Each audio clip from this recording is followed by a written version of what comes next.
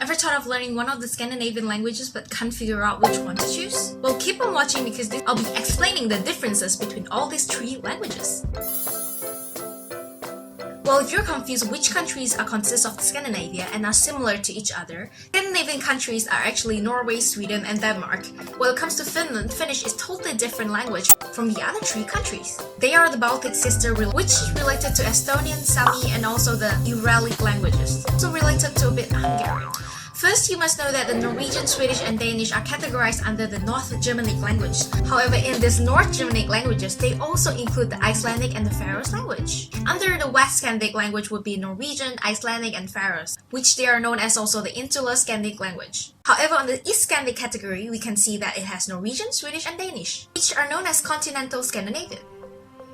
Wow, that is so confusing, so many categories. Well, let me first explain about Norwegian language since I speak Norwegian. Norwegian language is not only one language, you can learn in two, which means you can learn nynorsk or bokmål. They are totally different. The spelling and the reading is a bit more different, however, they are quite related to each other. These two are viewed as different languages, but the nynorsk is known as more of the Norwegian dialect. However, bokmål is known as the national language, which is widely spoken in Oslo and widely taught to most of the foreign expat or immigrants coming over to Norway. Bokmål is way much more easier and emphasize strongly on the pronunciation. It has quite an intonation level, however, not as strong as the other dialects. There are extra three vowels known as o, a, o, a, Well, next, let's talk about Swedish. Here's the difference when it comes to Swedish and Norwegian written language. The Swedish extra vowels are also same o, a, however, the vowels are written differently. Now, when it comes to the Swedish language, it's uniform and standardized. However, dialects exist in different parts of Sweden and of the Sami group people. Spoken and written-wise, they are all uniform and standard, which means all Swedish would understand the standard Swedish language. When it comes to spoken Swedish, their intonation and pronunciation is similar to Norwegian. However, the written Swedish language has different terms. For instance, ferie is semester, Bløtkake is tota, Lomma is fika. Totally sounds different from Norwegian. Do bear with me because I'm not Swedish or Norwegian, so my pronunciation might not be accurate. I totally apologize if I have wrong pronunciation. Now let's come to Danish.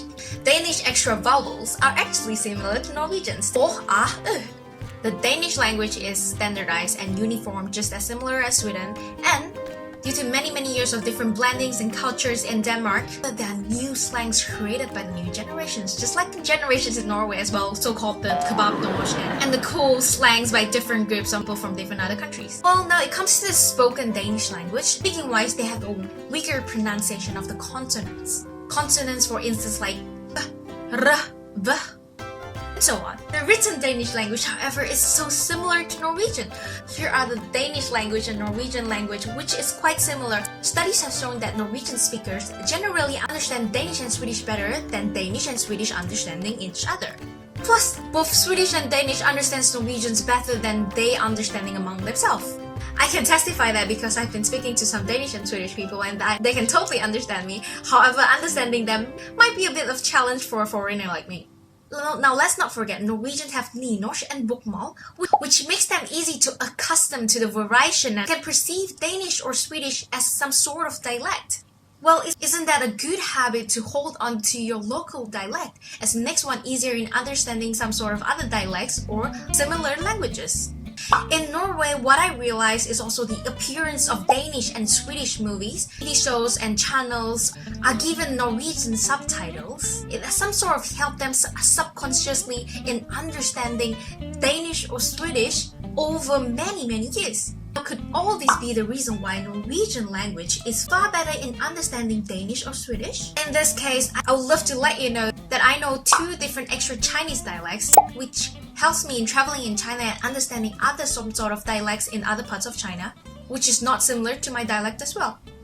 The difficulty level of learning all this language is based on your mother tongue, what languages you can speak. Now, what's best about all these three Scandinavian languages is that all of them uses Latin alphabets and plus only a few new vowels. And obviously, it is much more easier than learning Chinese, Korean, or Japanese, which are total different word characters. Let's say your mother tongue uses a lot of r and intonation in it, like Indian language. Personally, I think Norwegian would be the best.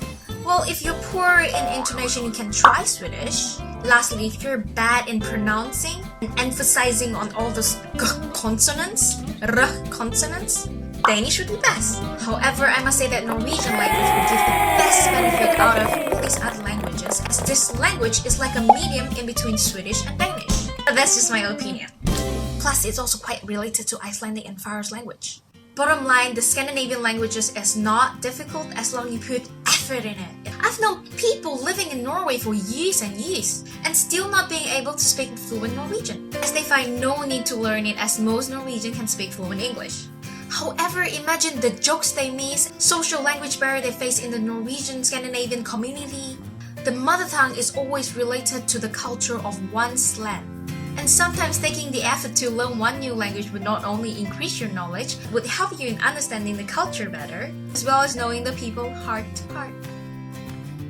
For instance, sometimes I'm in Asia and overheard a conversation of a Swedish or Danish or Norwegian in the public area facing some issues, and there I could understand and offer my help without them feeling so shy to ask the other locals who might not understand English. Imagine the world will be such a better place when languages can connect people and can bring different cultures together.